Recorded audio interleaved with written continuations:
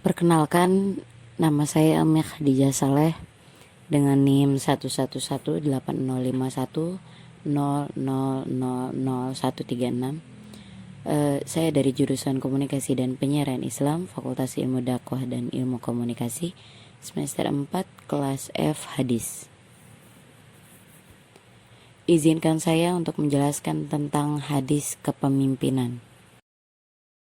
Bismillahirrahmanirrahim. An Abdillahi qala Nabi sallallahu alaihi wasallam, kullukum ra'in wa kullukum mas'ulun fal imamu ra'in wa huwa mas'ulun war rajulu ra'in ala ahlihi wa huwa mas'ulun wal mar'atu ra'iyatun ala baiti zawjiha wa hiya mas'ulah wal abdu ra'in ala mali sayyidihi wa huwa mas'ulun ala fakullukum ra'in wa kullukum mas'ulun. Abdullah bin Umar meriwayatkan bahwa Rasulullah SAW bersabda, masing-masing kalian adalah pemimpin dan bertanggung jawab terhadap yang dipimpinnya. Seorang amir yang memerintah rakyat juga pemimpin dan bertanggung jawab atas kepemimpinannya. Seorang suami pemimpin keluarganya dan akan ditanya tentang keluarga yang dipimpinnya. Seorang istri memelihara rumah suami dan anak-anaknya dan akan ditanya tentang kepemimpinannya. Seorang hamba memelihara harta majikannya dan akan ditanya tentang pemeliharaannya.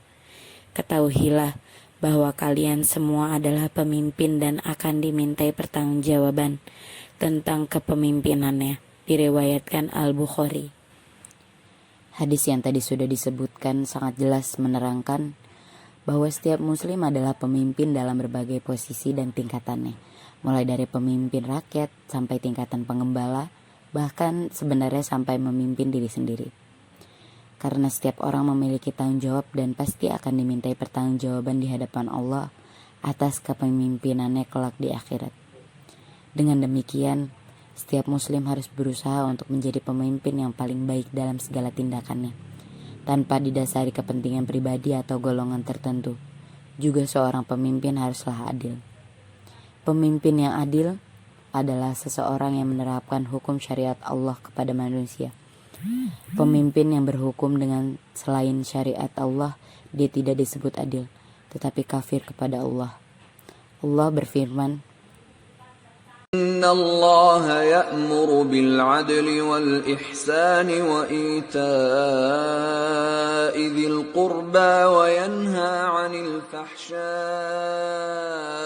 wal munkari wal baghi ya'idhukum la'allakum tadhakkarun. Selanjutnya akan dibacakan surat Al-Maidah ayat 44. وَمَنْ لَمْ يَحْكُمْ بِمَا أَنْزَلَ اللَّهُ فَأُولَئِكَ هُمُ الْكَافِرُونَ.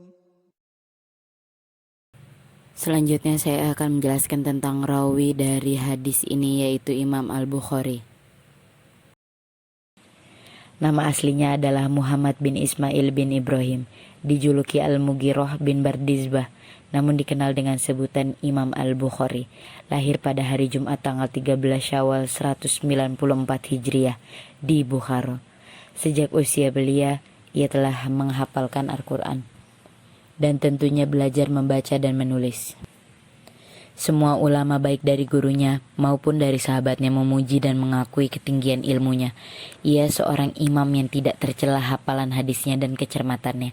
Bukhari mulai menghafal hadis ketika umurnya belum mencapai 10 tahun. Ia mencatat lebih dari 1000 guru, hafal 100.000 hadis sahih dan 200.000 hadis tidak sahih. Di awal usianya yang ke-18, Bukhari diajak ibunya bersama kakaknya yang bernama Ahmad bin Ismail berangkat ke Mekah untuk menunaikan ibadah haji. Sesampainya di Mekah, Bukhari mendapat kota suci itu penuh dengan ulama ahli hadis yang membuka halakoh-halakoh ilmu. Tentu saja kondisi ini semakin menggembirakan hatinya.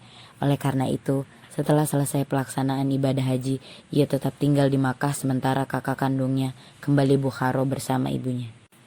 Ia pergi bolak-balik antara Makkah dan Madinah, kemudian akhirnya mulai menulis biografi para tokoh, sehingga lahirlah untuk pertama kalinya karya tulis dalam bidang ilmu hadis yang berjudul Kitabut Tarikh. Ketika kitab karyanya ini mulai tersebar ke seluruh penjuru dunia Islam, khalayak ramai mulai memperbincangkan tokoh ilmu hadis tersebut dan semua orang amat mengaguminya. Imam Bukhari pun akhirnya terkenal di berbagai negeri Islam. Ketika ia berkeliling ke berbagai penjuru negeri, para ulama ahli hadis menghormatinya. Bukhari berkeliling ke berbagai negeri, pusat-pusat ilmu hadis seperti Mesir, Syam, Baghdad, Basrah, Kufah, dan lain-lainnya. Karya-karya Bukhari dalam bidang hadis terus mengalir dan beredar di dunia Islam. Kepiawaiannya dalam menyampaikan keterangan tentang berbagai kerumitan di seputar ilmu hadis di berbagai majelis ilmu bersinar cemerlang. Tak heran jika majelis-majelis ilmu Imam Bukhari selalu dijejali ribuan para penuntut ilmu. Pemberitaan Bukhari meninggalkan Bukhara dengan penuh kekecewaan dan dilepas penduduk dengan penuh kepiluan. Ia berjalan menuju desa Bikanda, kemudian berjalan lagi ke desa Khartanta. Yang keduanya adalah desa-desa negeri Samarkand. Di desa terakhir inilah ia jatuh sakit dan dirawat di rumah salah seorang kerabatnya di desa itu. Dalam suasana hati yang terluka, tubuhnya yang kurus kering di usia ke-62 tahun, Bukhari berdoa mengadu segala kepedihannya kepada Allah. Ya Allah, bumi serasa sempit bagiku. Tolonglah ya Allah, Engkau panggil aku ke haribanmu. Dan sesaat setelah itu ia pun menghembuskan napas terakhir. Ia wafat pada malam Sabtu di malam hari raya Idul Fitri tanggal 1 Syawal 256 Hijriah. Sebelum menghembuskan nafas terakhir, ia sempat berwasiat agar mayatnya nanti dikafani dengan 3 lapis kain kafan tanpa imamah. Ia juga berwasiat agar kain kafannya berwarna putih.